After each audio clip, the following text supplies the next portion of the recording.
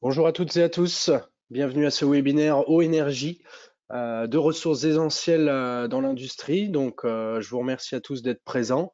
Je me présente rapidement, Louis Colotte de la Chambre de commerce et d'industrie. Je suis conseiller efficacité énergétique sur le territoire alsacien.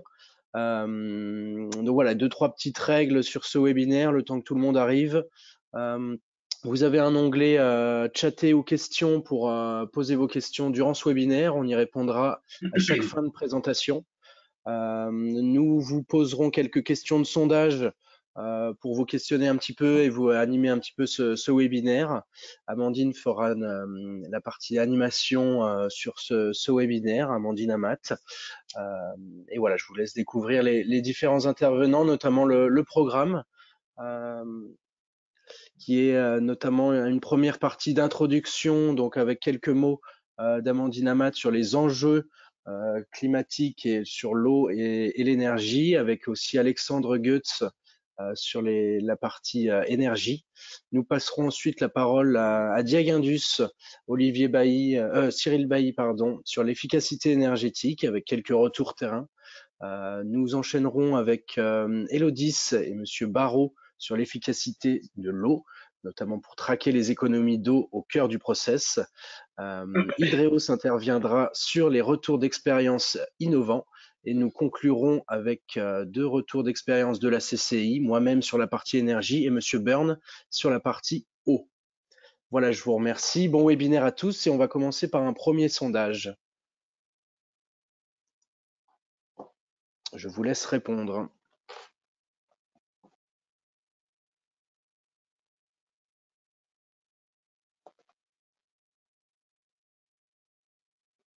N'oubliez pas de soumettre votre réponse pour qu'elle soit validée.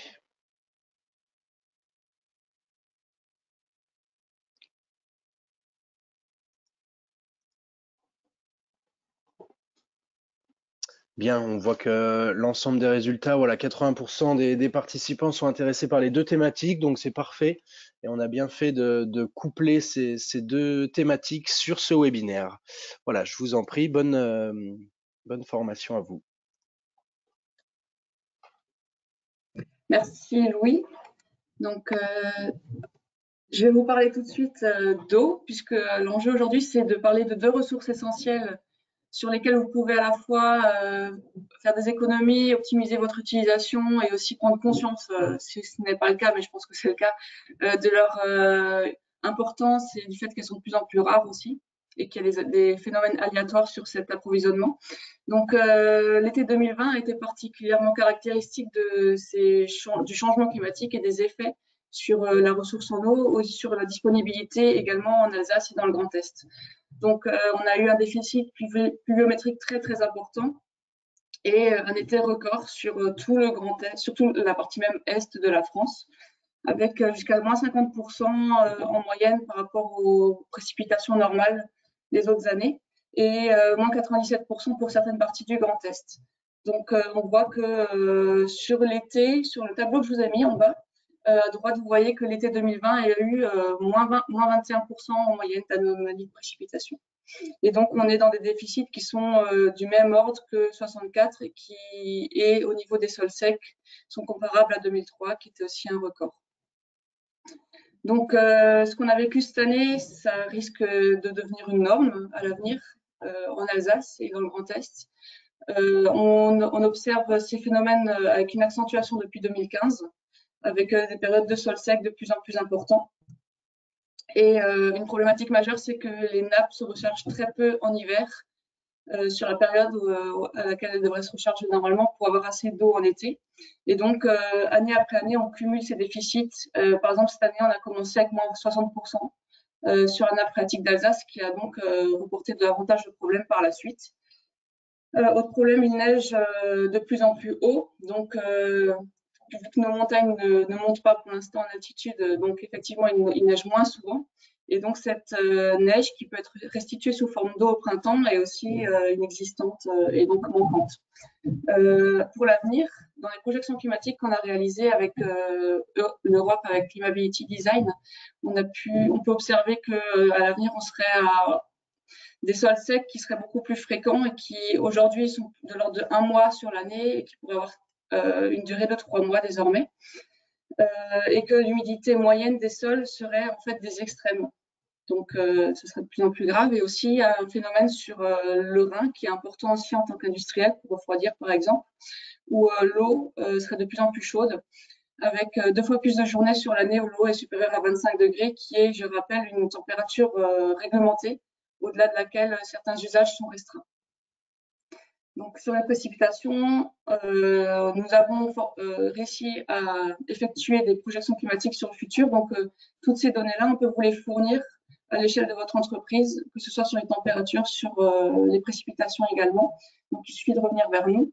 Et on note de manière générale une baisse, surtout sur l'été, où on voit que sur les périodes de référence, on était entre 250 mm par an en moyenne, et à l'avenir, on serait à 140 mm par an pour les moyennes estivales. Et donc, avec un changement surtout sur l'année, sur la répartition de ces précipitations, avec beaucoup plus d'eau a priori en hiver et moins en été. Donc, en tant qu'industriel, bien sûr, ça a des répercussions sur la qualité quand vous l'utilisez par exemple pour l'agroalimentaire ou pour d'autres process très précis. Il y a bien sûr une hausse de la température de l'eau aussi qui rentre dans vos bâtiments, donc parfois nécessité de refroidir cette eau, ce qui est aussi un coût énergétique. Des problématiques de santé, avec par exemple la leptospirose qui peut se développer, qui vient des rongeurs, et aussi une problématique de logistique, de transport, du fait de la baisse des débits du Rhin et d'autres cours d'eau sur lesquels il y a de la navigation, du transport fluvial, et un phénomène sur la production d'énergie. En 2003, on avait observé environ moins 6,6% de production hydroélectrique en Europe. Et aussi, pour certains d'entre vous, notamment si vous êtes classé ICPE, des répercussions administratives et des contraintes en termes de fonctionnement de votre entreprise, puisqu'on a, par le biais de l'État, des arrêtés sécheresse qui limitent provisoirement certains usages de l'eau, que vous soyez sur votre surface ou sur de l'eau de nappe phréatique. Et à savoir que l'ADREAL et l'EDT travaillent ensemble en ce moment pour renforcer ces contraintes et qu'elles soient élargies à d'autres industries et à d'autres types d'entreprises. Et donc, il est vraiment important dès aujourd'hui de trouver des solutions alternatives lors de ces périodes de sécheresse, d'économiser ou de reporter, puisque vous serez de plus en plus confrontés à ce type de réglementation et le plus souvent dans l'année. Donc voilà, et les contrôles inopinés, on nous l'a encore dit, cet été vont fortement augmenter et les restrictions seront plus importantes. Voilà, j'ai fait rapidement pour la partie eau. Je laisse maintenant mon collègue Alexandre sur la partie énergie. Merci Amandine. Donc rapidement sur les éléments de contexte qui concernent l'efficacité énergétique, notamment pour un site industriel. Alors je resserre les enjeux au niveau du site. Il n'était pas question ce matin de faire une introduction sur des enjeux trop globaux. Donc, sans grande surprise, vous maîtrisez un peu tous ce sujet-là. Sur un site industriel, en moyenne, bien évidemment, ça dépend des activités que vous exercez. Mais si on regarde la répartition globale, France, usine, des consommations d'énergie sur un site industriel, le process est bien évidemment le plus gros consommateur d'énergie et ce qu'on appelle les utilités, c'est-à-dire toutes les consommations annexes, production de froid, d'air comprimé, éclairage, vapeur, etc. Tout ce qui va alimenter le process ou participer au conditionnement d'ambiance du bâtiment représente grosso modo un tiers des consommations d'énergie du site. Et alors, sans grande surprise, à l'issue des audits énergétiques, ce qui a été constaté par l'ADEME et le CEREN notamment, c'est que la plupart des consommations d'énergie la plupart des actions d'économie d'énergie, se concentrent sur ce tiers utilité, tout simplement parce que c'est beaucoup plus facile d'intervenir sur des utilités que sur le process, le cœur de l'outil industriel, beaucoup moins sensible. Et vous avez sur la droite de cette slide les gisements d'économie d'énergie par type d'utilité. Alors, dans cette étude, on estime le gisement d'économie d'énergie à peu près 40% sur ces utilités dans une entreprise, avec la plupart des actions quand même qui ont un temps de retour relativement court, inférieur à 3 ans. Voilà, donc parmi les utilités sur lesquelles les gisements d'économie sont les plus importants, on va retrouver la motorisation, bien évidemment, largement répandue dans l'industrie, mais aussi tout ce qui participe au conditionnement d'ambiance et à la production de chaleur. Alors, quand bien même, tu peux passer à la slide suivante, Amandine. Alors, quand bien même les gisements d'économie sont importants, vous le savez très bien, vous êtes dans vos organisations, dans vos entreprises, référents techniques, référents environnement, énergie, vous êtes exposé quotidiennement à un certain nombre de freins qui vont, disons, freiner la mise en œuvre d'actions d'économie d'énergie. Alors, bien évidemment, vous n'êtes pas tous égaux face à l'enjeu climatique, l'enjeu énergétique. Selon le secteur d'activité, l'énergie représente dans le coût de production une part très variable. Bien évidemment, les acteurs et les industriels de la sidérurgie n'ont pas attendu le webinaire de ce matin pour mettre en place des démarches vertueuses.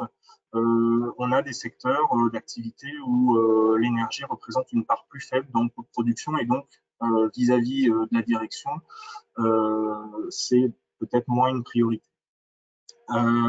L'autre frein qu'on peut noter, c'est pas une liste exhaustive, mais c'est l'absence de visibilité.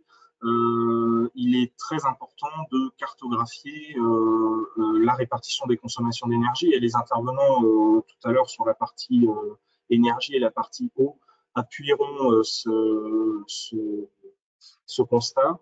Il est très important d'avoir une cartographie précise de vos consommations d'énergie pour pouvoir commencer à agir. Mesurer, c'est réduire.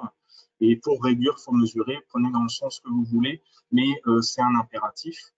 Un autre constat, c'est que une étude qui a été menée au niveau national parmi les entreprises, parmi un pool d'industriels en France, par la T2E, a montré que quand bien même on a un responsable énergie dans l'entreprise, qui est désigné, un référent énergie nommé par la direction avec des objectifs, il consacre en moyenne 15% de son temps uniquement à cette mission d'économie d'énergie. Donc, c'est souvent des gens qui ont plusieurs casquettes. Et voilà, donc difficile de mettre en place une démarche pérenne, continue d'amélioration de l'efficacité énergétique. Et enfin, la dernière exigence, peut-être la plus forte et la plus contraignante, c'est que sur les investissements en matière d'efficacité énergétique, les exigences en matière de temps de retour sur investissement sont relativement courtes. Tu peux passer la slide suivante. Voilà, donc j'ai voulu sur les deux dernières slides vous rappeler deux principes fondamentaux en matière de maîtrise de l'énergie en entreprise que vous connaissez certainement, mais qu'on a tendance à oublier quand on a la tête dans le guidon et qu'on est dans la technique. Excusez-moi. Hop. Je suis désolé. Voilà. Le premier principe fondamental qui s'applique pour les, on va dire de façon générale ou à des projets spécifiques, c'est ce principe de négawatt qui dit que pour toute action engagée, on doit d'abord envisager la sobriété, donc comment consommer moins, l'efficacité, consommer mieux, et enfin, et si c'est pertinent, intégrer des ressources renouvelables, enfin d'énergie renouvelable ou de récupération dans le mix énergétique. Si on passe à la slide suivante, j'ai juste illustré rapidement avec le chauffage des bâtiments. Non, la slide encore avant. Voilà. Donc si on illustre ça avec le chauffage des bâtiments, la sobriété, ça pourrait être première action à mettre en place de réduire la température de consigne et de mettre en place de l'intermittence du chauffage. Ensuite vient l'efficacité où une des actions pourrait être de renforcer l'isolation du bâtiment. Et enfin, le renouvelable, c'est changer sa chaudière gaz fuel pour la remplacer par une installation d'énergie renouvelable chaudière bois. Voilà. Voilà dans le sens dans lequel il faut prendre les choses. Et enfin, deuxième principe fondamental que je souhaitais rappeler, vous avez simplement la même chose que le diagramme précédent, mais mis sous forme d'une boucle d'amélioration continue. En effet, pour que vos démarches d'efficacité énergétique soient pérennes, il est impératif de mettre en place ce qu'on appelle un système de management de l'énergie, c'est-à-dire simplement une boucle d'amélioration continue. Vous allez mesurer, mettre en place des actions, les réaliser, les réévaluer et ainsi de suite. Voilà, pour être performant sur la durée. Je m'arrête là, Amandine, on peut passer à la suite et aux présentations sur l'énergie. Donc, on va passer à quelques questions. Je vais laisser Louis nous les lancer.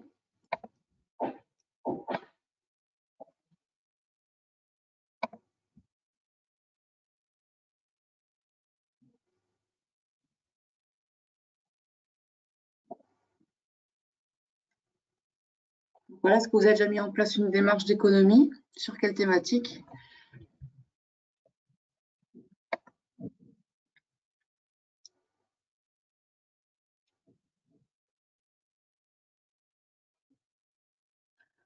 Donc, pour la plupart, vous avez quand même déjà effectué une démarche, surtout sur l'énergie notamment.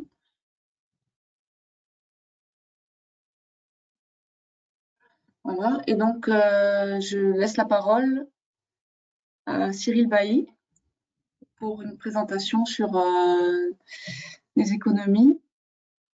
Je suppose que Louis, tu... Oui, Monsieur Bailly, vous pouvez partager votre écran. Ouais. Oui, bonjour, vous m'entendez? Oui. Ok, très bien. Donc bonjour à toutes et à tous. Je tiens tout d'abord à remercier la CCI de m'avoir convié à ce webinaire. Mon intervention va être assez rapide puisque j'ai environ 25 minutes pour vous présenter quelques exemples alliant économie d'énergie et d'eau. Et donc, avant de passer aux exemples d'action, je vais faire un petit rappel sur l'importance d'un suivi énergétique. Et Cyril, donc, il faut que tu partages ton écran. Pardon. Comment? On ne voit pas ton écran, Cyril. Voilà. C'est mieux là? C'est parfait. Parfait. Par contre, j'ai plus la main pour dérouler les slides.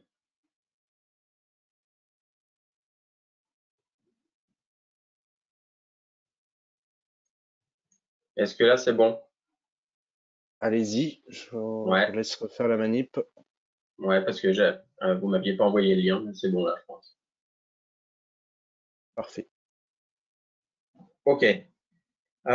Donc, avant de passer aux exemples d'action, je vais faire un petit rappel donc, sur l'importance d'un suivi énergétique. Et je rebondirai voilà, sur le sondage auquel vous venez de répondre avant de me présenter, après m'être présenté rapidement. Donc moi, je suis Monsieur Bailly, co-gérant et consultant énergéticien du bureau d'études Diagnostic Industrie. On est une petite structure de co-gérants et pour faire simple, nos différents champs d'activité tournent autour des économies d'énergie avec une grosse partie sur la réalisation de diagnostics énergétiques global de sites industriels et d'accompagnement à la mise en place d'actions économiques. On travaille avec des entreprises de tous secteurs d'activité et de toute taille, voilà, pour des sites ayant des factures énergétiques de quelques milliers d'euros à plusieurs millions d'euros. Et la majorité de nos clients restent des PME, avec la plupart de nos références qui se situent dans le quart nord-est de la France.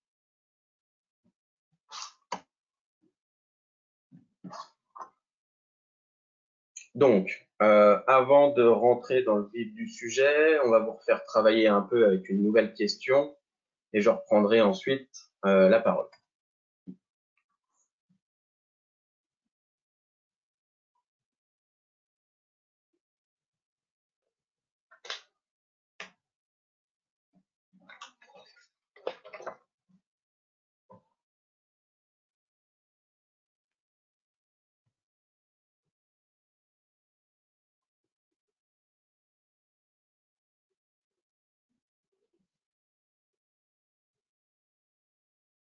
Donc on voit que 80% des réponses effectivement des participants ont un système de comptage et de suivi énergétique. Donc c'est très intéressant pour la suite de ces présentations. Je vous relaisse la main. Ok, donc effectivement, le public présent sur ce webinaire a déjà initié pour la plupart une démarche d'efficacité énergétique. Et c'est pas partout le cas, parce que c'est vrai que malgré un coût généralement important pour l'entreprise, les consommations énergétiques et d'eau et les factures associées ne sont pas forcément suivies en interne, voire connues, même si c'est un point crucial. C'est vrai que les autres postes de dépenses ont généralement fait l'objet d'une attention plus poussée, achat de matières premières, etc. Mais les consommations d'énergie et d'eau peuvent rester, on va dire, moins bien suivies et maîtrisées. Donc, je vais passer très rapidement puisque la majorité du public a déjà réalisé des choses. On commence par où? Donc, on peut déjà établir un bilan des consommations en utilisant les éléments que vous avez à disposition. Donc, c'est-à-dire les factures d'énergie mensuelles.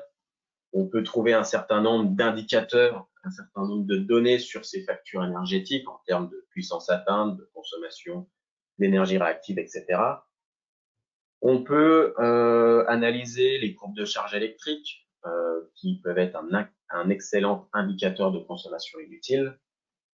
Et enfin, avec les données en votre possession, sans avoir un système, on va dire, de suivi et de sous-compteur, on peut également faire des ratios, des indicateurs de performance en comparant votre consommation mensuelle par rapport à votre production. Mais c'est pas suffisant. Concernant donc effectivement la seconde question du sondage, vous disposez déjà pour la plupart de sous-comptage énergétique. Le suivi de ces consommations, c'est vraiment un point essentiel. C'est quelque chose que l'on verra tout au long de la présentation. On ne peut pas maîtriser un point si on est dans le flou complet. Donc, ça passe soit par un plan de comptage sur le long terme, soit au minimum par une campagne de mesure sur une période représentative. Et donc, tout ça va permettre, premièrement, de faire la répartition des consommations par usage au poste énergétique.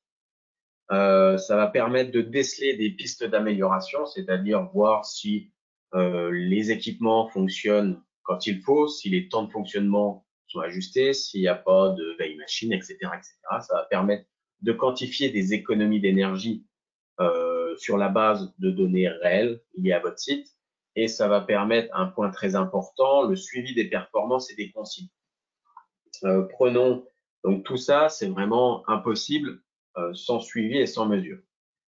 Sur ce dernier point, suivi des performances, prenons un petit exemple où il y a des dérives très fréquentes, le poste air comprimé.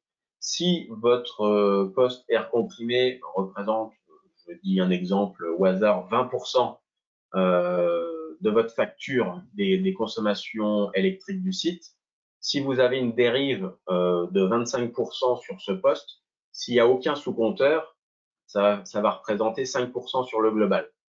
5% sur le global, c'est l'épaisseur du trait. Vous n'allez pas le détecter. Et dans tous les cas, même si vous voyez une petite variation, vous ne saurez pas d'où elle vient. En revanche, si vous avez un sous-compteur, si vous avez un suivi précis sur le poste air comprimé, cette dérive de 25%, vous allez la voir tout de suite. On va passer au retour terrain. Donc, c'est quelques exemples d'actions concrètes alliant les thématiques du jour, c'est-à-dire énergie et eau.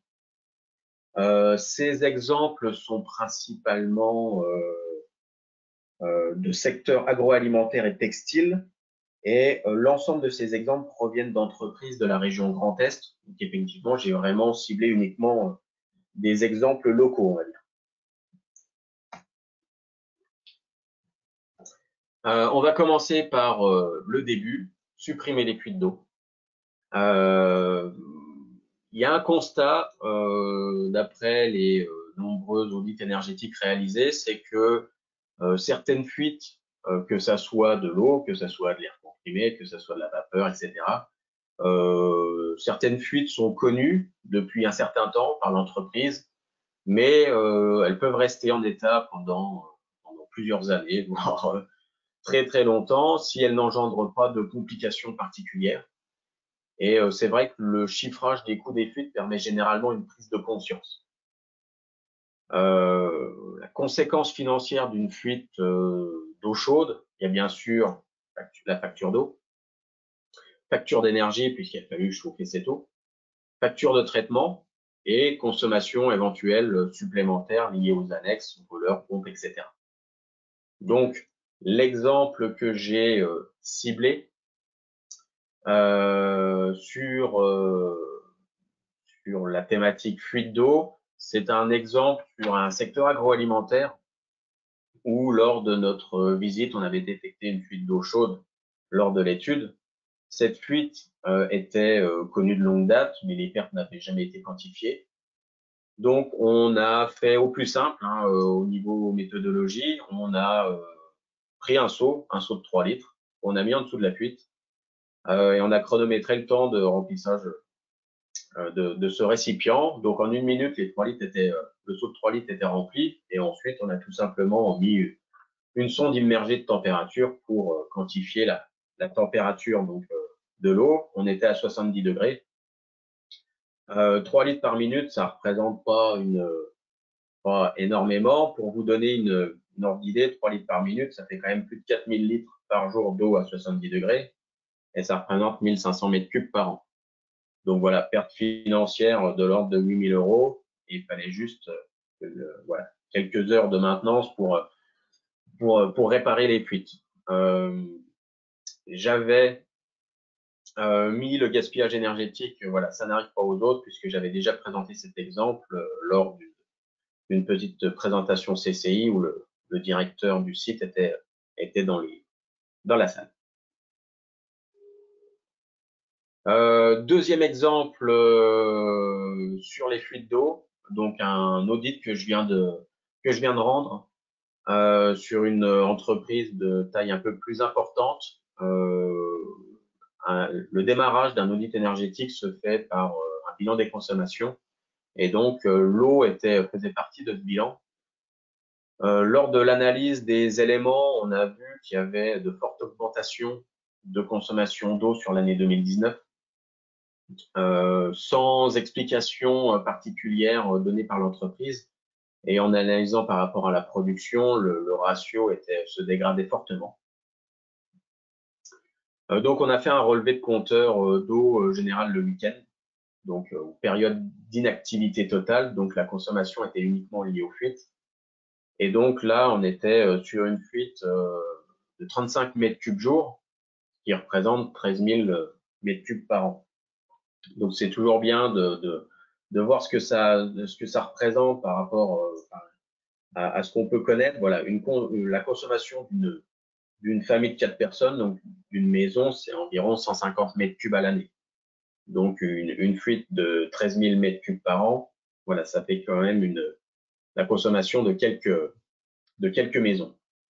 Donc cette fuite était invisible, canalisation enterrée percée, et donc voilà, après investigation, on a pu trouver la fuite. Par chance, c'était sur une ancienne conduite qui n'était plus du tout utilisée, et donc il y avait une vanne en amont de cette fuite, et il a juste fallu fermer la vanne, une perte financière de plus de 30 000 euros. Autre point important, sensibilisation, méthode de travail. Le personnel donc, peut avoir un impact significatif sur les consommations d'un site industriel. Donc ça peut vraiment être variable suivant les secteurs d'activité, mais il n'est pas rare de voir sur un site industriel des pratiques différentes suivant les personnes, le respect ou non des consignes et des procédures. Et donc, ci-dessous, donc un exemple voilà, lié à la thématique du jour. Et voilà, ce qu'a vécu met en avant l'impact des méthodes de travail sur les consommations d'énergie. Pour cet exemple, on a réalisé un bilan des consommations de gaz et on s'est aperçu que les consommations de gaz avaient fortement augmenté entre l'année N-1 et l'année N. Et donc, le gaz sur ce site-là était uniquement lié à la production d'eau chaude pour le lavage des sols. C'était dans une entreprise agroalimentaire au secteur viande. Donc, cette augmentation de gaz pouvait venir de plusieurs choses. Soit c'était une dégradation du rendement chauffé ou problème sur l'installation ou fuite de gaz, soit c'était la modification des consignes de température de l'eau chaude, soit c'était tout simplement une augmentation des consommations d'eau chaude. Donc l'eau chaude était produite par le gaz, donc effectivement les consommations de gaz augmentaient. Le site disposait d'un sous-compteur sur les mètres cubes d'eau chaude produite. Donc on a tout simplement fait voilà, un ratio pour voir d'où venait cette augmentation, et le ratio énergétique, donc kilowattheure de gaz par mètre cube d'eau produit, était totalement stable entre les 2 années. Donc, ce qui voulait valider que l'augmentation des consommations de gaz était uniquement liée à l'augmentation des consommations d'eau chaude. Après les investigations en interne, l'année N-1, le lavage des sols était sous-traité, et l'année N, le lavage des sols était passé en interne. Donc, c'est juste la façon de faire. Les besoins en lavage n'avaient absolument pas évolué entre les 2 années. C'est juste les personnes et la façon de faire qui avaient évolué. Et on peut voir que, voilà, les méthodes de travail et les pratiques et les habitudes de chacun peuvent vraiment avoir un impact sur la performance énergétique d'un site industriel et donc sur la facture énergétique du site. Autre exemple sur les méthodes de travail sur une entreprise un peu plus importante, sur une mise en condition des pastos, donc qui était non automatisée. Il suffisait d'environ 30 minutes avec de l'eau chaude, et suivant les personnes, suivant les opérateurs, cette phase pouvait durer plusieurs heures. Cette eau chaude propre était normalement récupérée dans un gros tank et réutilisée pour du nettoyage, mais il était quasiment tout le temps en débordement. Et donc, c'était de l'eau chaude propre qui partait à la steppe. Donc là, on est sur des ordres de grandeur un peu plus élevés, puisqu'il y avait, voilà, les méthodes de travail pouvaient engendrer une facture énergétique supplémentaire de l'ordre de 50 000 € par an. Autre exemple, voilà, très fréquent sur une chaudière vapeur, lorsque l'on a des purges manuelles. Suivant les opérateurs, on a vraiment des durées de purge totalement différentes.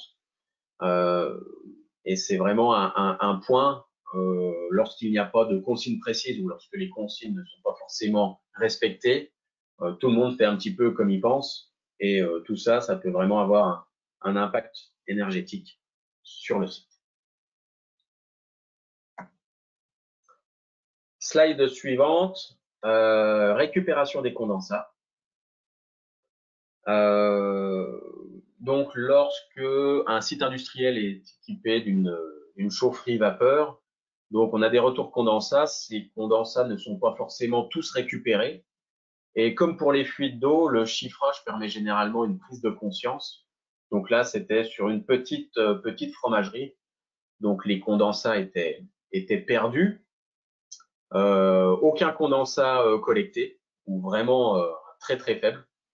Mais ils étaient déjà collectés et rassemblés dans une seule canalisation. Mais les pertes, voilà, n'avaient jamais été quantifiées. Donc sur la même principe que le chiffrage sur le premier exemple montré avec la fuite d'eau, on a pu voilà, quantifier la quantité d'eau chaude et la température, ce qui a permis de chiffrer les pertes financières liées à la récupération des condensats. Autre exemple, valorisation des effluents, récupération des eaux de refroidissement de stérilisateurs de lait. Donc là, c'est sur la même petite fromagerie qu'on vient de voir juste avant. Donc, il y avait un stérilisateur de lait donc, qui s'appelait Rotomat, et le cycle de refroidissement était tout simplement réalisé avec de l'eau du réseau de ville.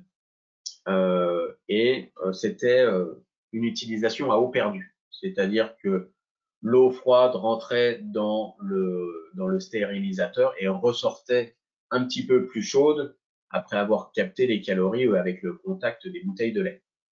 Et donc, généralement, en industrie, on fonctionne avec des cycles en circuit fermé lorsqu'il y a ce type de besoin, avec la mise en place d'un groupe froid ou d'une tour aéro-réfrigérante en fonction des besoins de température.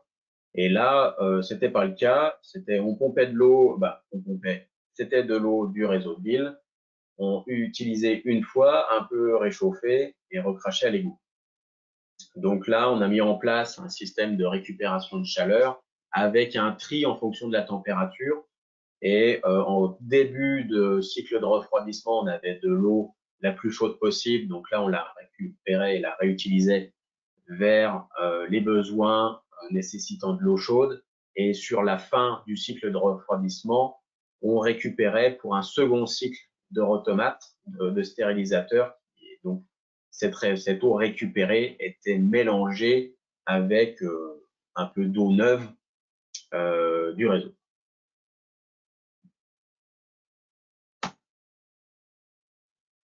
Économie de l'ordre de 15 000 € par an, temps de retour de 3 ans, subvention comprise, puisqu'on avait mis en place un dossier avec le FEDER, etc. Autre exemple, valorisation des rejets pour produire de l'eau chaude sur un secteur textile. Donc là, c'est une rame textile qui permet de sécher le textile. Et le but a été de mettre en place un échangeur de chaleur qui a permis de faire du préchauffage d'eau pour alimenter les différentes machines au lieu de les alimenter en eau froide du réseau à 12 degrés. Puis cette eau était réchauffée avec des serpentins à vapeur. Le but a été de mettre en place un échangeur de chaleur et au lieu d'alimenter les eaux en eau froide, on alimentait les eaux des machines avec de l'eau à 80 degrés et le complément, ce qui restait, se faisait avec la vapeur. Temps de retour assez intéressant, de l'ordre de 2 ans, avec une économie financière de 100 000 €. Dernier exemple, valorisation des effluents sur une purge process. Donc là, on avait un gros débit de purge sur un process qui n'était pas valorisé. Et en plus, ça engendrait des consommations d'eau froide supplémentaires puisque comme ces condensats étaient très chauds, on ne pouvait pas les expulser dans la nature à cette température-là. Donc, il fallait les mélanger avec de l'eau froide. Donc, le but, ça a été de faire la mise en place d'un échangeur, ce qui a permis de supprimer les consommations d'eau froide supplémentaires dans l'évacuation et ça a permis de chauffer un bac à l'extérieur qui était maintenu à 70 degrés. C'était un bac où il y avait du sel dedans. Voilà. Gain de l'ordre de 15 000 € également, avec un temps de retour de l'ordre de 3 ans. Voilà. Pour les quelques exemples sélectionnés sur la thématique du jour, j'ai axé volontairement sur des exemples trouvés dans des entreprises locales et une bonne partie sur le gaspillage énergétique, ce qui reprenait un petit peu ce que disait Monsieur Goetz sur le premier volet sobriété. Il y a encore beaucoup de travail sur ce point-là avant de passer à l'efficacité, on le voit bien. Je vais maintenant redonner la parole aux autres intervenants puisque j'en ai fini pour ma partie. Merci beaucoup. Merci Cyril Bailly. Donc, il y a une question pour vous, je vous la lis. Quelle valeur avez-vous pris pour calculer cette perte de 8 000 € par an suite à la fuite d'eau chaude? Je vous laisserai. Excusez-moi, j'ai pas entendu. Alors, quelle valeur avez-vous pris pour calculer cette perte de 8 000 € par an sur la fuite d'eau chaude? Alors, comme je le disais, conséquence financière d'une fuite d'eau chaude, il y a le coût du mètre cube, il y a le coût de l'énergie, avec prise en compte de l'ensemble des rendements. Là, comme ça, je pourrais pas vous dire le coût du kilowattheure. J'ai plus en tête le coût du kilowattheure et le coût du mètre cube. Et puis, facture de traitement d'eau, puisqu'effectivement, il y avait une chaufferie vapeur derrière. Donc, il y a des coûts liés au traitement d'eau et des coûts liés aux pompes qui fonctionnent plus, et brûleurs également. Après, comme ça, pour vous donner le coût du kilowattheure utilisé et le coût de mètre cube, c'est un exemple qui date un petit peu, là, je peux pas vous dire. D'accord, merci. Donc, de toute façon, tous les participants pourront revenir vers vous s'ils ont plus de détails ils ont besoin de plus de détails pour leurs réponses, etc. Et encore une question, je vous la pose tout de suite. Quel était le coût de la sous-traitance qui a été supprimée pour un lavage des sols à l'eau chaude en interne? Sur la partie, Vous voulez que je vous la relise? oui. Alors le coût de sous-traitance des sols, ça ne faisait pas partie de l'étude. Alors, ils avaient certainement décidé d'arrêter parce qu'il y avait un coût supplémentaire. Moi, je m'étais basé uniquement sur la partie énergie. Et voilà, on était à l'époque sur une facture énergétique de l'ordre de plus 13 000 euros. En gros, je pense que sur ce point de coût supplémentaire de lavage sous-traité, j'en sais rien. Par contre, sur la façon de travailler, c'est certainement le lavage avant qui était sous-traité. Il devait passer en gros la raclette pour enlever les plus gros bouts de viande et il faisait juste les finitions au jet d'eau chaude. C'est sûr que quand on commence à pousser les bouts de viande avec des jets, on peut se rendre compte qu'on va consommer deux fois plus d'eau chaude. Donc, en complément, la personne écrit qu'il s'agit du chiffrage du gain réel, voilà, pour préciser la question par rapport à cette question de lavage des sols à l'eau chaude. Donc, merci. Alors, je laisse Louis lancer un nouveau sondage. Parfait. Alors, je vous remercie. Alors, juste avant de laisser la parole à Monsieur Barraud d'Elodis, je vais vous poser deux petites questions de sondage rapides. Suivez-vous vos consommations d'eau, histoire d'avoir un petit peu, savoir ce que le public, la maturité du public, afin d'adapter le discours de Monsieur Barraud. Donc voilà, là, je vous montre le résultat du sondage. On voit que principalement, comme sur la partie énergétique, vous suivez vos consommations d'eau avec du comptage, uniquement sur vos factures. Donc ça, c'est très bien. Je vous pose une seconde question. Si vous avez des problématiques liées à l'eau, donc sur les effluents, sur les consommations ou sur l'optimisation des ressources. Voilà les trois thématiques qu'on a ressorties sur les problématiques liées à l'eau. Donc n'hésitez pas voilà, à répondre et au besoin de nous recontacter ou recontacter directement les présentateurs et intervenants de ce webinaire pour aller de l'avant sur vos problématiques. Donc voici un peu les résultats. Vous avez à peu près à l'identique, à la fois sur les effluents, les consommations et l'optimisation de la ressource, même si les effluents sont un petit peu en tête. Donc ça sera Monsieur Burney qui est expert à la CCI qui conclura ce webinaire. Donc n'hésitez pas à lui poser ces questions après ce webinaire. Je vous laisse la main, Monsieur Barraud, pour la partie sur l'eau.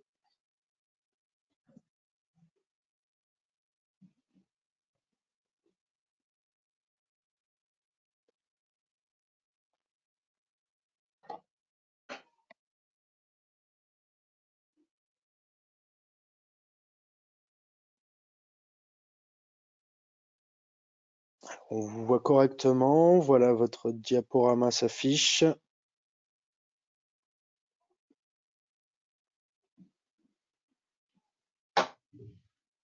C'est parfait. Merci. Bonjour à tous et merci pour ces introductions, cette première partie sur l'énergie. Et moi, je ne reviendrai pas en détail sur cette partie-là, mais il est évident qu'il y a un lien très très fort entre l'énergie et l'eau. Sur les sites industriels, ce sont deux thématiques qui se rencontrent très fréquemment. Et je l'aborderai moi plus particulièrement sous l'angle de certains aspects, notamment les lavages qui sont largement utilisés dans beaucoup d'industries. Petit préambule également par rapport à ce que j'entendais de ce qu'expliquait Amandine Amat sur la partie Grand Est. Les problématiques de ressources sont assez générales sur tout le territoire et même évidemment ailleurs. Il faut savoir que dans certaines régions, c'est le cas au Pays de la Loire, en Normandie, aujourd'hui dans le Nord, des arrêtés sécheresse sont pris ici et là, avec des obligations assez contraignantes qui remettent en question dans certains cas les ICPE des usines, et avec des plans de sauvegarde qui sont demandés aux usines, alors non seulement pour engager des actions d'économie d'eau, mais également des modes de fonctionnement dégradés de leurs usines. Juste pour vous donner un exemple, en Pays de la Loire, le préfet a demandé à ce qu'en cas de crise majeure, il y ait un plan pour soustraire à la consommation sur le réseau 20, 30, 40, jusqu'à 80% des consommations d'un certain nombre d'usines au-delà d'un certain seuil de consommation.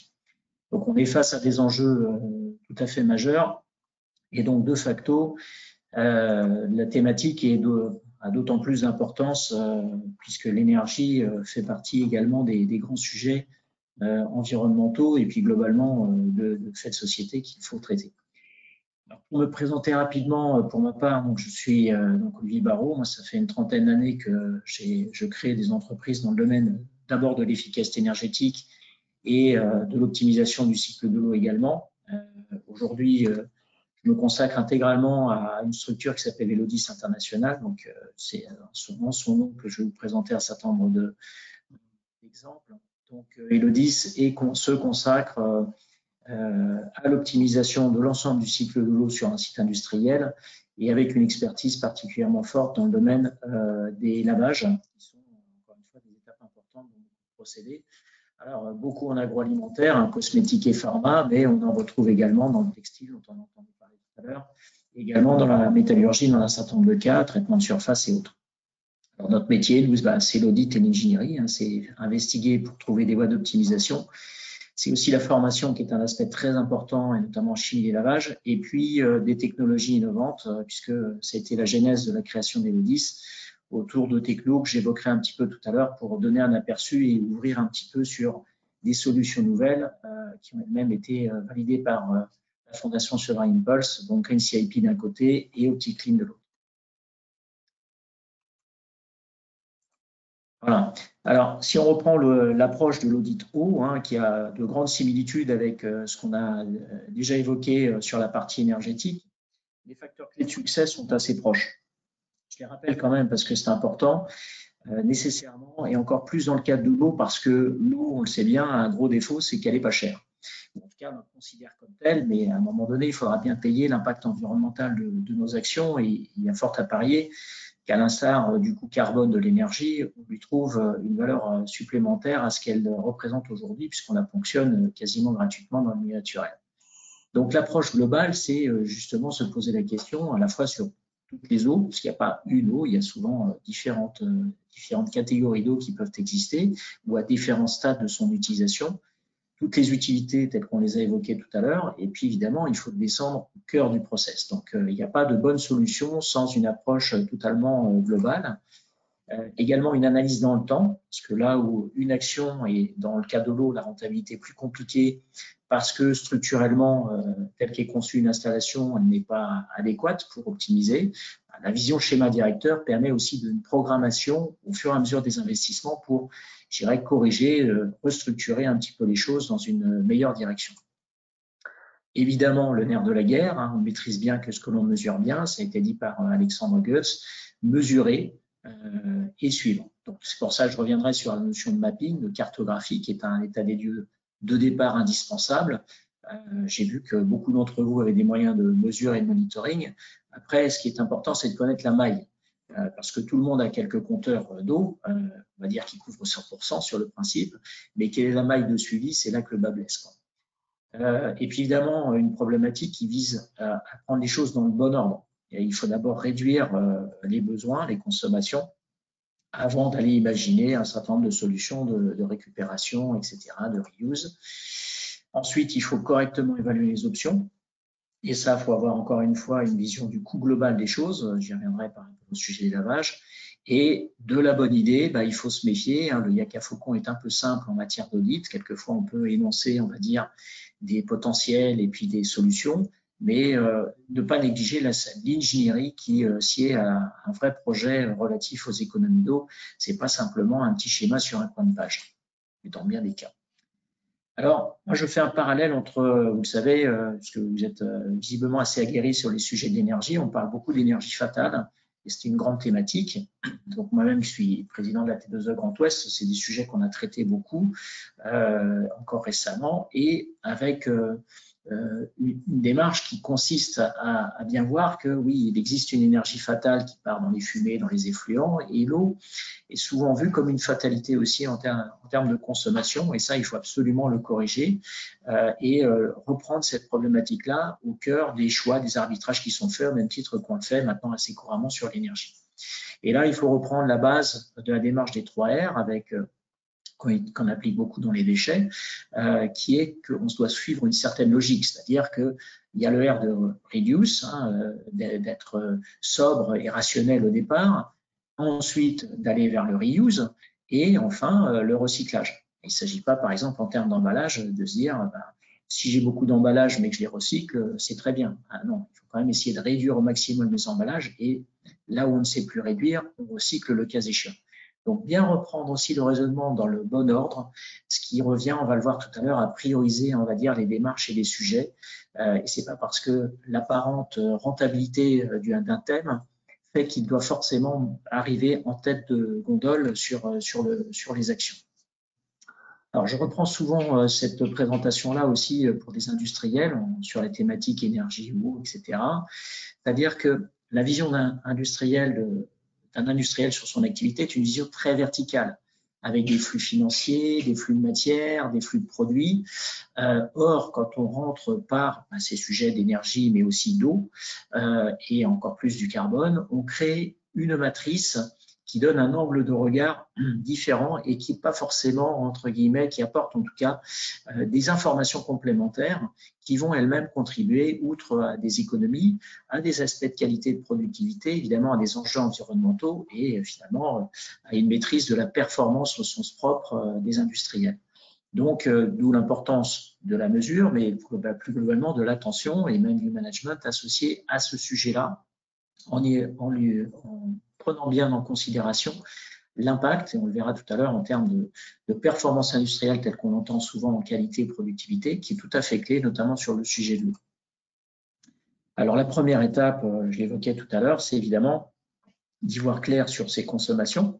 Donc y voir clair sur ses consommations, ça veut dire de faire ce qu'on appelle une cartographie. Alors une cartographie, on peut en avoir de tout type. La première que vous ayez, comme pour l'énergie, c'est votre facture. Et puis après, vous avez quelques compteurs. Puis vous dites, je couvre 100%.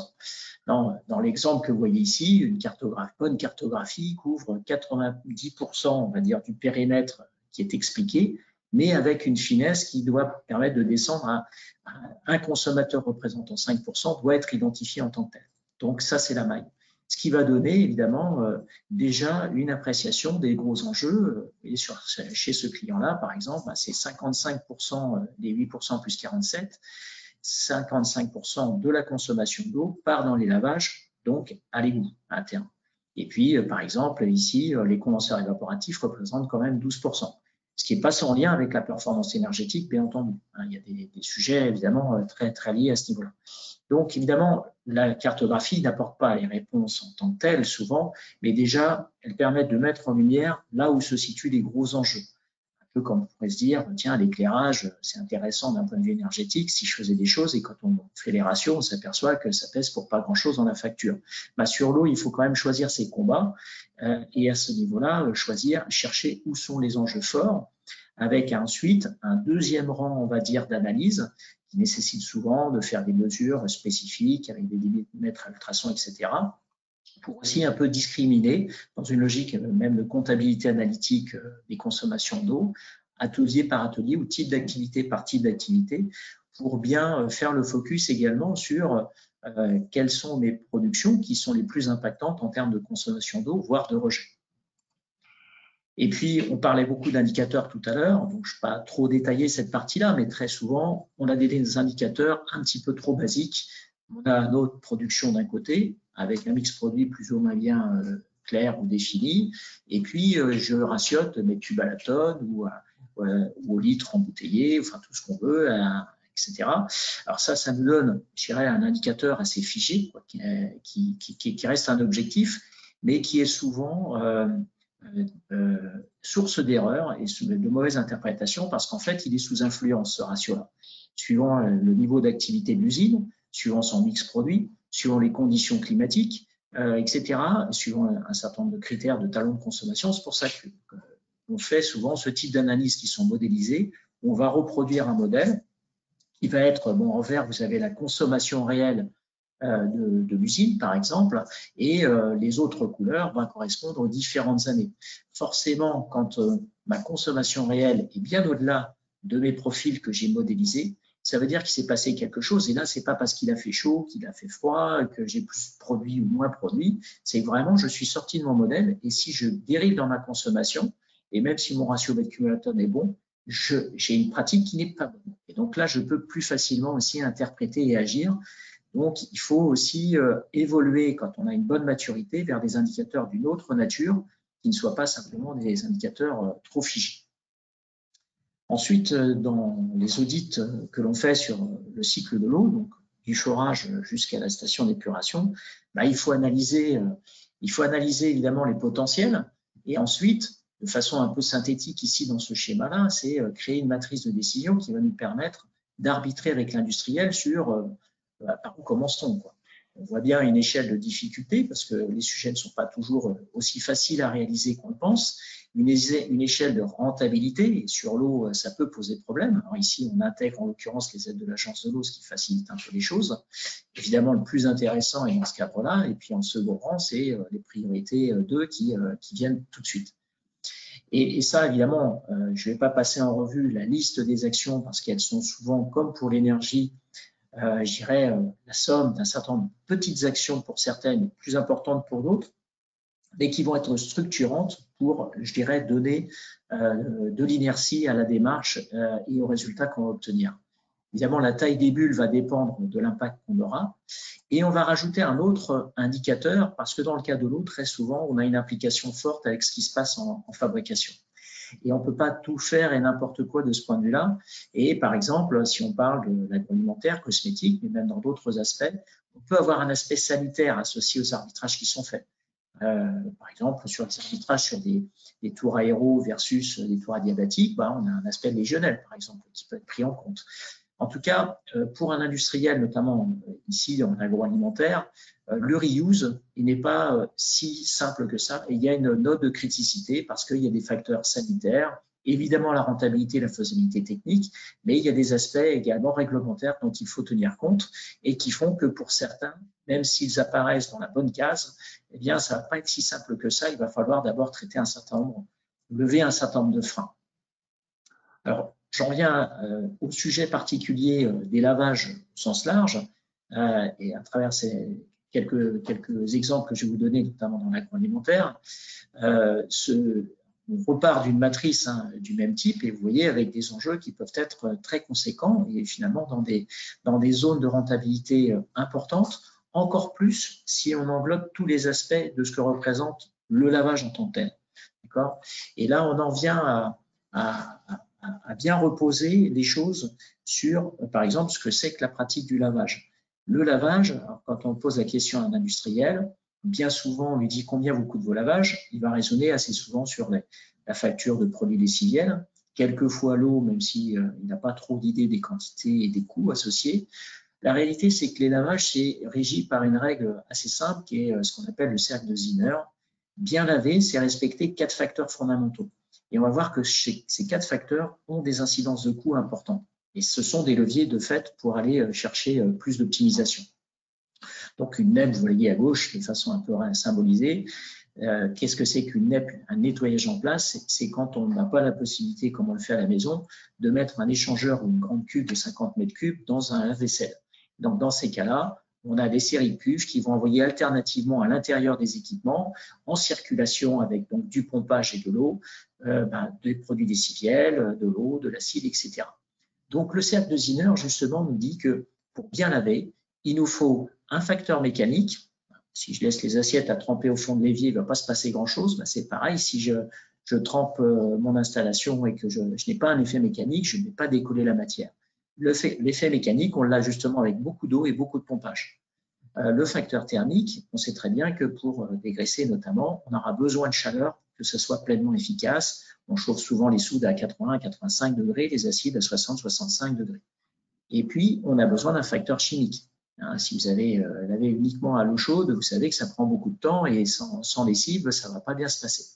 Donc là, effectivement, on consomme aussi beaucoup de détergents qui sont avec des impacts induits CO2 non négligeables. Et vous avez le quatrième facteur qui est le facteur temps.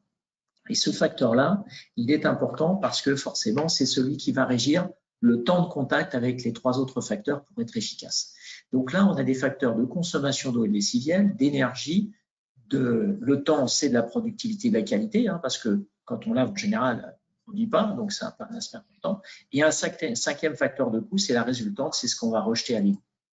Donc c'est là que de ce point de vue-là, comme pour les autres procédés et comme toute pratique, bien mesurer, c'est bien maîtriser. Or, les nettoyages en place, aujourd'hui, en termes d'instrumentation, par exemple, disposent d'un conductivimètre qui permet de mesurer la concentration en produits chimiques, vont disposer également d'un débitmètre pour l'effet mécanique et d'une sonde de température pour le facteur thermique. Mais le facteur temps, c'est le timer, c'est-à-dire que c'est une démarche empirique qui consiste à se dire, un peu comme le programme de votre lave-vaisselle, je mets sur court, long, etc., mais je ne sais pas quand j'ai fini de laver. L'objet d'une démarche comme une mesure optique, par exemple, en termes de solution, c'est d'avoir la capacité, de ce point de vue-là, de caler le juste temps nécessaire, ce qui va avoir des incidences sur les consommations en eau, parce que vous voyez ici l'information, je lave parce que j'ai de la matière qui revient ici, sur une phase de lavage, et ici, après, il ne se passe plus rien. Donc tout ce temps-là, par exemple, est un temps inutile en rinçage, donc je perds beaucoup d'eau et de temps. Et ensuite, quand j'attaque à la soude, parce que je vois que j'ai une phase de conductivité qui m'indique que là, je suis en phase soude, le reste de ma matière va s'en aller ici, et le reste du temps ici est un temps inutile. Donc là, je vais avoir plusieurs leviers. Je vais avoir le levier des consommations d'eau, du temps avec du pompage également, mais je vais avoir également ce fameux levier du temps qui est là sur ce qu'on va appeler l'OI, enfin le temps d'ouverture des lignes, la performance, la productivité des lignes. Donc on est bien là dans le schéma de la réduction, rendre les installations les plus sobres possibles et dans la fameuse démarche du DMAIC dont on parlait tout à l'heure. Alors ça peut être un PDCA ou autre, mais on est bien, je recycle constamment entre j'analyse à partir de mesures, je mets en œuvre un plan d'action de réduction ou d'amélioration et je recheck pour repartir sur un cycle d'optimisation derrière. Donc, voilà un exemple de ce qui a été conduit sur un site Lactalis qui est dans l'Ouest, fabrication de yaourts, pour vous donner un ordre de grandeur. Sur un site comme celui-là, les réductions de temps sur les phases soudes, acide nitrique, vous les avez ici, 1000 heures par an, ce qui est évidemment très important sur un site, quelle que soit sa taille. 247 heures sur les eaux de rinçage qui représentent 6500 mètres cubes d'eau. Et 1350 heures par an, ça c'est le total, avec 23 000 € qui sont les gains globalement obtenus, je dirais, sur les consommations utilisées, eau, énergie et le reste. Donc on a ici les conséquences également et les impacts à partir de 2019, avec 1800 heures économisées par an et 8000 mètres cubes d'eau, et un objectif à 3000 heures. Ce qui a beaucoup d'incidence, puisque forcément, quand on fait circuler pendant 3000 heures une solution à 85 degrés dans des tuyaux non calorifugés, entre autres choses, il y a aussi un impact énergétique encore qui est non négligeable. Je termine ma présentation. Je sais qu'on va évoquer ensuite des pistes un peu innovantes sur ces sujets-là. En matière de chimie de l'eau, c'est un des domaines de la science qui est quand même les plus aboutis. Aujourd'hui, on sait quasiment tout faire. C'est une question de coût plutôt qu'autre chose quand il s'agit de traiter de l'eau. Et donc, les innovations pures sont pas très nombreuses. D'où il y a 12 ans, on a commencé le développement d'une solution très innovante qui permet de régénérer, réutiliser les produits lessiviels qu'on rencontre partout en industrie. On l'a utilisé également dans le traitement de surface, mais évidemment, on l'utilise beaucoup dans l'agroalimentaire, avec un principe physico-chimique, un peu comme une station d'épuration, et qui va permettre de fonctionner quel que soit le pH pour récupérer justement les solutions de soude et détergentes.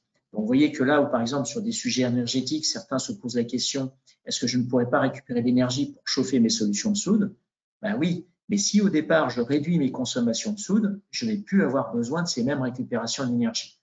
Donc là encore, bien prendre le sujet dans le bon ordre pour être sûr qu'on va enclencher, et là c'est le cas du sujet Green CIP, puisqu'on réutilise à l'infini les solutions lessivielles, avec cet exemple-là, qui a maintenant plus de 7 ans d'exploitation sur un site à La Réunion qui fabrique des produits laitiers, également des jus, des crèmes glacées, etc. Vous voyez les impacts ici en termes de consommation de soude réduite de 75% sur l'usine, acide nitrique 60%, 1000 tonnes de vapeur économisées, 1800 heures de CIP économisées, et puis de la réduction de charges importante et surtout une économie d'eau de 54 000 m3 par an, qui est un vrai enjeu sur l'île de La Réunion. Alors ça, ce sont des enjeux OPEX. Il y a des enjeux CAPEX parce que automatiquement, ça agit en réduisant la pollution sur la station d'épuration, sur la capacité des stations de lavage, même sur la capacité des chaudières.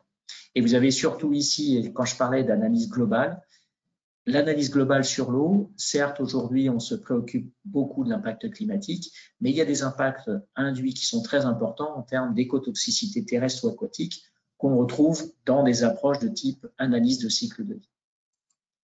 Donc voilà, je vais m'arrêter là pour respecter mon timing et puis je suis à votre disposition pour répondre à vos questions. Merci Olivier Barraud. Donc, il y a des questions pour vous et aussi une remarque que je vais associer puisque ça concerne à peu près la même chose. Donc, pour compléter votre intervention, un participant expliquait qu'il vient justement de recevoir un arrêté préfectoral qui demande de fournir d'ici 1 an une étude sur les plans de consommation d'eau, sur la consommation d'eau, pardon, avec un plan d'action pour réduire et définir un mode de fonctionnement dégradé, le cas échéant. Et une question qui est associée, c'est comment inciter et pousser l'usine, la direction à travailler sur cette thématique de la réduction de la consommation d'eau, sachant que, comme vous l'avez dit, l'eau n'est pas une ressource chère. Oui, bien sûr. Alors bon, il y a la contrainte réglementaire et ça, on va y venir inévitablement. Donc, c'est un message qu'il faut aussi faire passer, même si c'est pas très agréable. Et après, il y a 2 attitudes par rapport à ça. Soit je fais le minimum syndical parce que ça m'est imposé et on me demande d'établir un plan de réduction des consommations d'eau, donc je peux très bien sortir un plan assez basique. Ou est-ce que je fais d'une contrainte une opportunité? Et là, effectivement, trouver les rentabilités, ça veut dire, encore une fois, d'avoir cette approche globale. Et si on ne raisonne que sur la facture d'eau, c'est compliqué, mais il y a toujours des effets induits sur les consommations d'eau qui sont sous-estimés, notamment énergétiques, mais pas que. Et donc, dès lors qu'on va se pencher sur ce que j'expliquais, cette fameuse matrice, de toute façon, ça va être le révélateur de certaines pratiques qui ne sont pas tout à fait rationnelles. Alors, on ne peut pas prédire ce qu'on va obtenir et à quelle rentabilité, mais en règle générale, il en découle toujours au moins suffisamment d'actions pour justifier le premier coup de râteau, entre guillemets, qui au moins met les choses au clair et permet de se dire, bon, je ne sais pas à quel rythme je vais y aller, mais je sais ce que j'ai devant moi et quels moyens il va falloir que je déploie et ensuite, à moi de le planifier si la contrainte devient trop forte. Parce que le jour où on vous obligera, industriel, à limiter votre consommation parce que tout simplement, il n'y en aura plus au bout du robinet, il faudra bien trouver des solutions. Et là, ceux qui s'en sortiront, ce sont ceux qui seront sobres. D'accord. Merci pour la réponse. Donc, il y a peut-être d'autres questions, mais je vais directement laisser la parole à Idreos pour respecter le timing. En tout cas, merci beaucoup, Monsieur Barraud. Les participants pourront revenir vers vous. Donc, Clément Bernard d'Idreos nous fait un retour d'expérience sur des projets innovants. Donc, c'est à vous la parole. Bonjour, vous m'entendez? Oui, c'est bon, on vous entend. Parfait. Alors, juste, voilà. Bonjour à tous, Clément Bernard de Hydreos. Je prends la parole effectivement ce matin pour présenter quelques retours d'expérience innovants, plutôt pour la partie réduction des consommations d'eau chez les industriels. Avant cela, je remercie bien évidemment la CCI Alsace Eurométropole pour son invitation. Et puis, voilà, je commence par vous présenter un petit peu les structures auxquelles j'appartiens, en vous parlant tout d'abord de France Water Team, qui est le pôle de compétitivité de la filière de l'eau, qui rassemble les 3 pôles régionaux, donc Hydreos, auquel j'appartiens, pour le territoire Grand Est, Dream Eau et Milieu pour le territoire Centre-Val de Loire, et Aquavalley pour les régions Sud et Occitanie, basé à Montpellier. France Water Team, c'est un pôle de compétitivité qui a été labellisé par l'État en février 2019, c'est tout récent. Et cette fédération porte les fonctions d'un pôle de compétitivité, à savoir l'animation d'un écosystème pour l'innovation, le rôle également d'une usine à projet, c'est-à-dire accompagner les porteurs au moment où ils ont l'idée innovante jusqu'à la commercialisation de la technologie. Développer également les entreprises vers l'Europe et l'international avec un support pour l'export. Et puis, accélérer la croissance des plus petites entreprises de la filière de l'eau. France Water Team, c'est donc un écosystème d'innovation. Aujourd'hui, on réunit 500 adhérents, voilà, en mettant bout à bout les différents adhérents de nos 3 pôles, parmi lesquels 400 entreprises de toute taille, de la très, très petite entreprise jusqu'au grand groupe, et 60 établissements de recherche et de formation.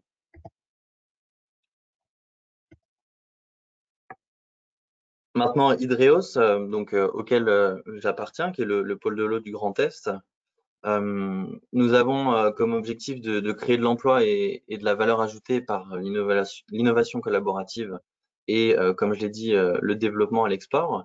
Par innovation collaborative, on entend la création de consortiums entre des entreprises, des laboratoires de recherche et, si possible, des collectivités, en considérant que c'est bien chaque acteur qui va apporter sa compétence pour faire avancer un projet.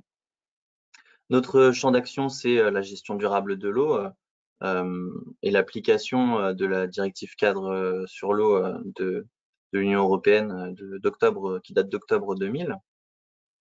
Notre mission, c'est d'accélérer, d'accompagner, de favoriser l'innovation pour la filière de l'eau dans le Grand Est.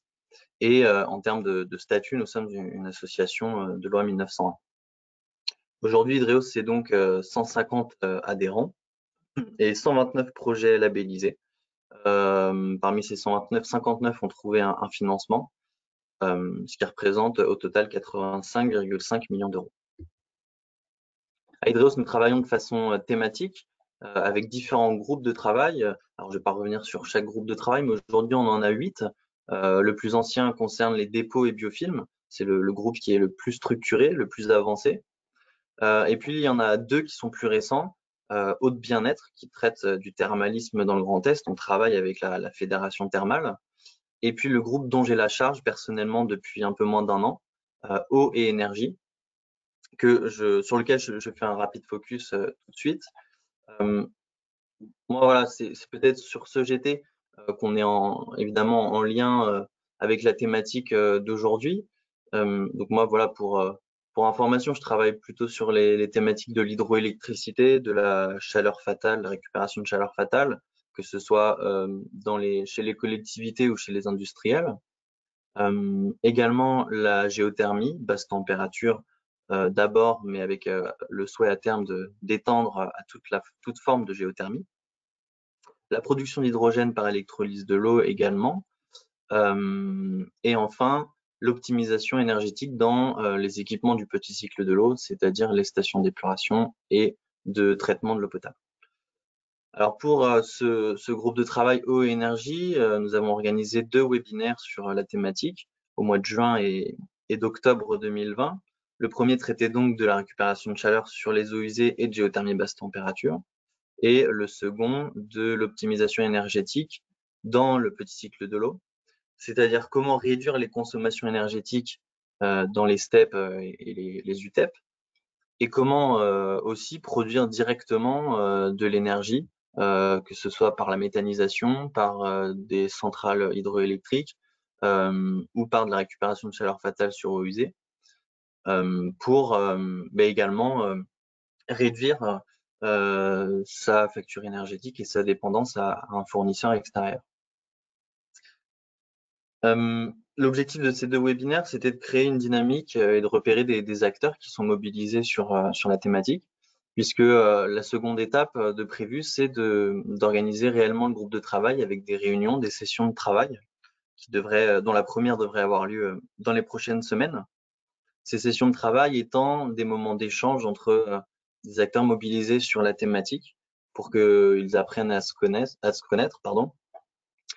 pour qu'ils se rendent compte qu'ils ont des problématiques communes et des intérêts sur la thématique, pour in fine faire émerger des projets innovants collaboratifs avec, comme je l'ai déjà dit, mettre autour de la table des laboratoires de recherche, des collectivités et des entreprises à chaque fois. Entrer un petit peu plus dans le vif du sujet après cette présentation de mes structures. Parler d'économie d'eau chez les industriels. Je rappelle quelques chiffres. Selon Eau France, l'industrie représente 25% des consommations d'eau nationale à l'année. Pour mettre en regard ces consommations d'eau, l'agriculture en représente 50% et le tertiaire résidentiel 25%. Et si on parle non plus de consommation mais de prélèvement d'eau, c'est-à-dire d'eau qui est retirée au milieu mais qui est restituée à la fin, et en excluant l'hydroélectricité qui représente, on le sait, 90% de ces prélèvements d'eau, sur les 10% restants, 10% de ces 10% sont réalisés par l'industrie. Enfin, si on prend prélèvement et consommation compris, les secteurs industriels les plus gourmands en eau sont ceux de la chimie, 25 à 30%, de l'industrie papetière, 10%, et de l'agroalimentaire, 8%. Donc c'est principalement sur ces industries-là qu'il y a un premier travail à faire pour réduire ces consommations d'eau.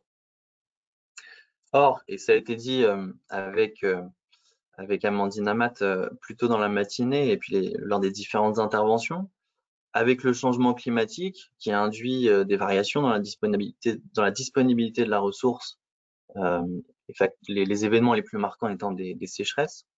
Avec ces variations, il y a une nécessité d'aller vers une gestion durable de la ressource, et notamment vers des économies, ce qui permet aux industriels de réduire leur vulnérabilité aux sécheresses, au manque d'eau, et d'augmenter, dans l'autre sens, leur résilience face au changement climatique. Je prends tout de suite et je développe 2 exemples d'expériences et de démarches qui ont été menées par des industriels, un premier dans l'agroalimentaire et un deuxième pour le secteur de l'émaillerie. Alors, je préviens tout de suite, ces démarches sont innovantes plutôt parce qu'elles mobilisent et activent des leviers plutôt qu'elles n'utilisent des technologies réellement innovantes, même s'il existe des technologies innovantes, notamment pour gérer intelligemment ces consommations d'eau et ces consommations d'énergie. Le premier exemple, c'est celui de la brasserie de Champignelles dans le 54. On le sait, l'eau est le principal composant de la bière à 90%. Et à côté de cette eau qui est consommée pour composer la bière, il y a aussi de l'eau qui est utilisée pour nettoyer et stériliser les équipements de fabrication. Si on regarde la ventilation des consommations d'eau, on voit qu'il y en a 60% qui va pour la fabrication même de la bière, et environ 20% pour le conditionnement et 20% pour de l'énergie de l'utilitaire. On le sait, les brasseries sont donc des gros consommateurs d'eau, mais on voit depuis plusieurs années des fortes réductions dans ces consommations d'eau. Dans le cas de la brasserie de Champignelles, cette réduction a été de 30% dans la consommation d'eau. Et voilà, pour avoir un peu un ordre de grandeur, ça représente un passage de 5,5 hectolitres consommés d'eau pour 1 hectolitre de bière à 3,8 hectolitres d'eau pour 1 hectolitre de bière. Alors, comment ces économies d'eau ont été réalisées? En jouant sur différents secteurs. Premièrement, dans le secteur fabrication et notamment dans le brassage, une réduction de la consommation de vapeur lors de la cuisson du mou. Également, un nettoyage des équipements en circuit fermé. On a parlé juste avant de l'importance du secteur nettoyage. Également, dans la fermentation de la bière, un nettoyage en circuit fermé. Non plus dans le secteur fabrication, mais maintenant dans le secteur conditionnement, le recours aussi à des technologies qui n'utilisent pas ou peu d'eau, notamment la lubrification sèche ou semi-sèche, le remplacement d'une rinceuse à eau et une rinceuse à air. Alors ça, c'est quand c'est possible, hein, il faut faire du cas par cas. Et une récupération des eaux de rinçage pour alimenter des pompes à vide. Enfin, sur un aspect plus global alors pardon, j'oubliais, sur le secteur énergie et fluide, également les circuits de refroidissement, donc les tours aéro-réfrigérantes qui fonctionnent en boucle fermée, constituent aussi des économies importantes d'eau pour la brasserie. Et d'un point de vue plus global, oui. Il te reste 2 minutes encore pour terminer. Bon, je vais accélérer. Merci beaucoup. J'accélère. Pas de problème. D'un point de vue global de l'usine, également un facteur à ne pas oublier, c'est sensibiliser son personnel aux économies d'eau. Et également faire de la consommation d'eau un critère d'achat pour de nouveaux équipements de la production. Donc voilà, la démarche innovante, elle vient du fait que ce soit sur plusieurs étapes du process de production, l'achat, la fabrication, le conditionnement, et également parce qu'il y a un mix d'actions, de la réutilisation d'eau, des remplacements d'équipements et de la sensibilisation. Bon, très rapidement sur les Mailleries Rhénane, pour déborder, leur volonté c'était de changer le traitement et le recyclage de leurs eaux usées. Je ne sais pas le type d'eau usée, mais ce changement de filière de traitement des eaux usées avait pour objectif de mieux traiter les rejets, de permettre d'augmenter la capacité de production de l'usine en recyclant l'eau et de mieux traiter, donc pour supprimer des matières en suspension, des métaux qui est dans la ligne de traitement de surface et de déminéraliser de façon importante l'eau. Et donc le gain vient du fait que avec ce nouveau traitement de l'eau, les mairies puissent réutiliser cette eau traitée. Alors une partie pour tout ce qui est traitement de surface, des équipements et du sol, et une partie directement dans le process de fabrication de la barbotine qui est essentielle pour l'émaillage. C'est donc une démarche innovante qui a été d'ailleurs saluée par l'agence de l'eau rameuse en 2017, car ça revient à une opération zéro rejet. On supprime les risques de pollution, on réalise des économies d'eau par recyclage de la ressource. Voilà. Merci pour votre attention et si vous avez des questions, n'hésitez pas. Merci beaucoup Clément. Donc le mieux est qu'on vous pose les questions à l'issue du webinaire et que vous y répondiez directement aux participants. Merci encore. Et donc je laisse la parole en conclusion à mes collègues Christophe Burnet et Louis Colotte pour une conclusion sur l'accompagnement CCI et les aides, les subventions dont vous pouvez bénéficier pour mettre en place ces solutions.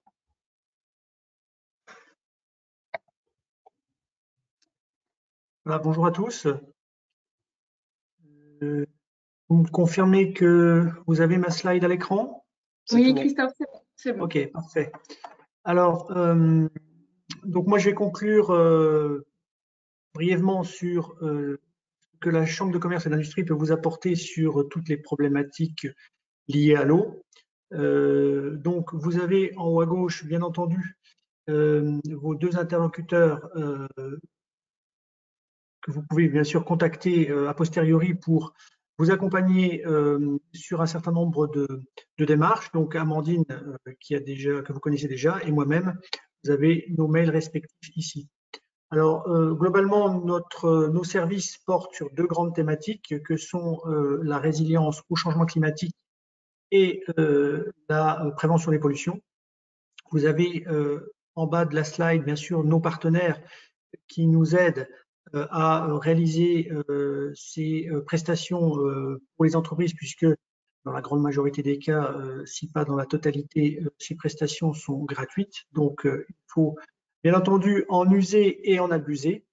Donc, s'agissant de ces grandes thématiques de la résilience au changement climatique et à la prévention des pollutions, ça se décline de 4 manières différentes. On peut vous proposer des diagnostics. Alors, bien entendu, on est sur une approche qui ne correspond absolument pas aux audits poussés présentés tout à l'heure, notamment par M. Barrault, qui peuvent intervenir dans un deuxième temps. On est sur une réalisation d'un état des lieux et de manière à dégager des pistes de progrès et à vous alerter effectivement sur des points de vigilance. Ces diagnostics peuvent porter sur la vulnérabilité de vos installations aux énergies, au changement climatique. Donc ça s'inscrit pleinement dans le programme Climabilité. On peut également avoir un regard sur vos consommations et la production de vos effluents, sur les traitements in situ et les rejets, et vos pratiques de stockage globalement, donc tous les produits chimiques qui peuvent entrer dans votre process.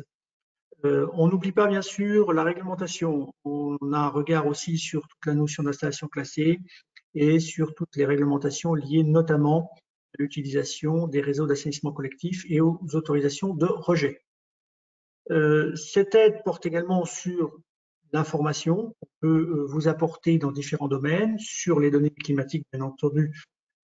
Alors, les données climatiques futures sur les précipitations, les sécheresses, les inondations, les canicules à l'échelle de votre entreprise.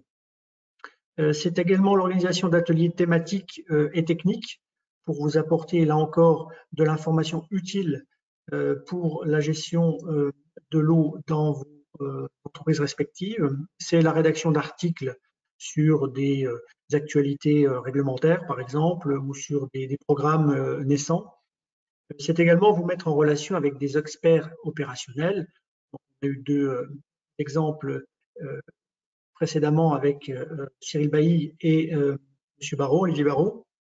Donc l'objectif, effectivement, c'est que lorsqu'un projet est identifié, souvent il est nécessaire de faire des études plus poussées avec de la métrologie. Donc là, on vous accompagne pour identifier un cabinet qui saura vous accompagner utilement pour aller plus loin. Bien sûr, le fait de faire appel justement à des experts, c'est pour trouver des solutions. Donc là, on prolonge notre accompagnement pour vous aider dans la définition de solutions. Alors bien sûr sur l'économie de la ressource, hein, on en a parlé suffisamment, sur la lutte également contre les pollutions toxiques, et puis sur des thématiques un peu nouvelles comme l'intégration de la biodiversité ou la végétalisation du foncier. Aujourd'hui, un des grands enjeux aussi de l'eau, c'est de permettre un retour de l'eau à la terre, notamment par la gestion des eaux pluviales. Alors tout ça, bien sûr, nécessite parfois des investissements qui peuvent être assez importants, d'où la mobilisation de financement. Nous sommes des relais de l'Agence de l'eau Rhin-Meuse qui aujourd'hui aident de manière très significative les projets en économie de la ressource ou en gestion des rejets. Donc, bien entendu, il ne faut pas hésiter à monter des dossiers de financement. Et je dirais la cerise sur le gâteau, c'est que ce montage de dossier, nous pouvons le faire à votre place. Donc, ce qui vous libère de toute la démarche administrative qui parfois sont un peu lourdes. Alors, sachez aujourd'hui que les aides sont très incitatives. Comme je le disais, les taux peuvent aller de 40 à 60%. Donc, ça tient compte, bien sûr, du statut de l'entreprise, petite, moyenne ou grande. Les études étant majorées de 10 points, donc passant de 50 à 70%. Le seuil de déclenchement de l'aide étant fixé à 10 000 €. Donc, ces aides portent, comme je l'ai dit précédemment, sur l'économie de la ressource, tout ce qui peut être de nature à réduire les consommations, à réutiliser l'eau et à la recycler, mais également tout ce qui peut être de nature à préserver la ressource, donc tout ce qui est pré-traitement, traitement, acquisition de technologies propres. Voilà, donc n'hésitez pas dans un premier temps, avant de bénéficier du savoir de nos sachants, en l'occurrence Olivier Barraud pour l'eau, de passer déjà par nous. Ça permettra déjà de faire un tri et puis de vous orienter vers les bons interlocuteurs et puis bien sûr de vous aider dans la recherche de financement. Voilà, j'en ai terminé pour cette conclusion sur les services de la Chambre sur la thématique eau. Je vous remercie. Merci Christophe. Je vais essayer de terminer la présentation rapidement parce qu'on arrive à terme. Il est déjà 10h30. J'ai 2-3 slides encore très rapides à vous montrer sur la partie efficacité énergétique. Donc voilà, vous avez mes coordonnées ainsi que mes homologues sur le territoire Grand Est. Donc voilà, comment la CCI peut vous organiser. Christophe a parlé sur la thématique eau et il existe la même chose sur la partie efficacité énergétique et énergie renouvelable avec mon collègue Alexandre Goetz.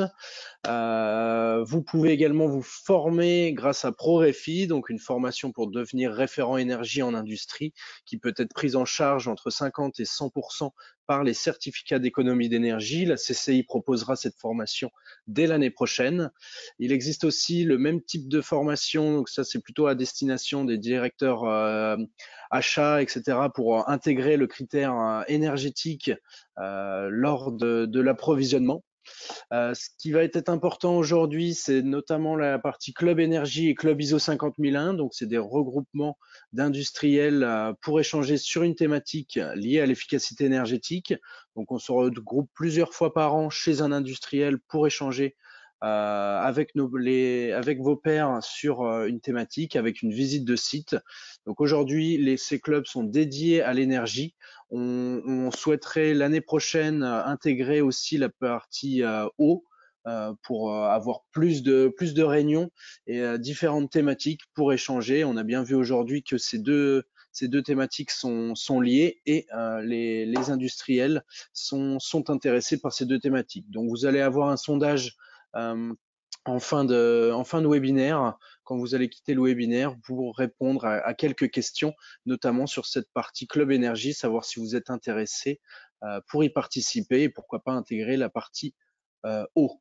Très rapidement, les aides disponibles, notamment l'aide à l'étude par l'ADEME, donc sur la partie audit complet d'un site ou uniquement sur une thématique. Donc, vous avez ici à l'écran les différents pourcentages d'aide.